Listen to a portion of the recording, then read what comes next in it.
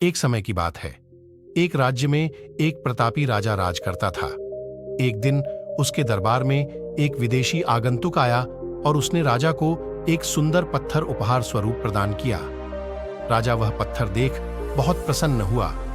उसने उस पत्थर से भगवान विष्णु की प्रतिमा का निर्माण कर उसे राज्य के मंदिर में स्थापित करने का निर्णय लिया और प्रतिमा निर्माण का कार्य राज्य के महामंत्री को सौंप दिया।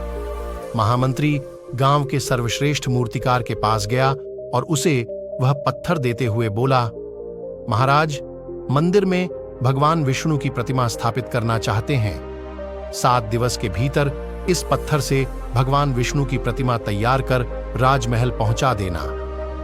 इसके लिए तुम्हें 50 स्वर्ण मुद्राएं दी जाएंगी।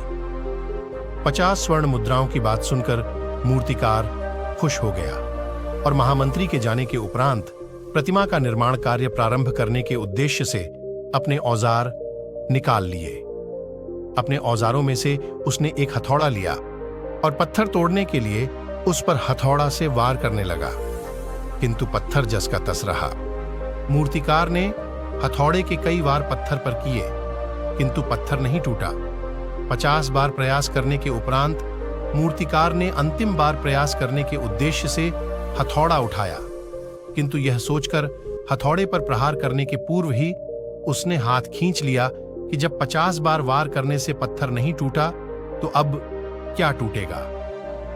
वह पत्थर लेकर वापस महामंत्री के पास गया और उसे यह कह वापस कर आया कि इस पत्थर को तोड़ना नामुमकिन है, इसलिए इससे भगवान विष्णु की प्रतिमा नहीं बन सकती।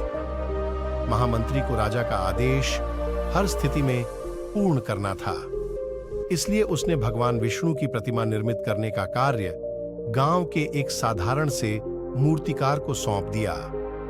पत्थर लेकर मूर्तिकार ने महामंत्री के सामने ही उस पर हथौड़े से प्रहार किया और वह पत्थर एक बार में ही टूट गया।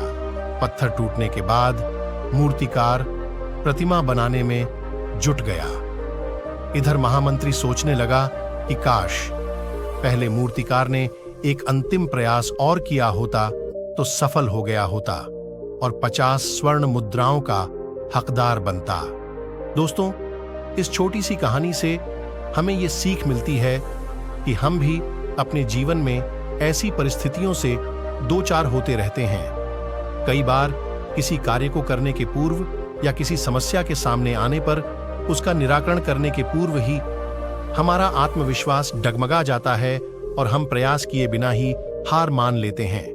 कई बार हम 1-2 प्रयास में असफलता मिलने पर आगे प्रयास करना छोड़ देते हैं, जबकि हो सकता है कि कुछ प्रयास और करने पर कार्य पूर्ण हो जाता या समस्या का समाधान हो जाता।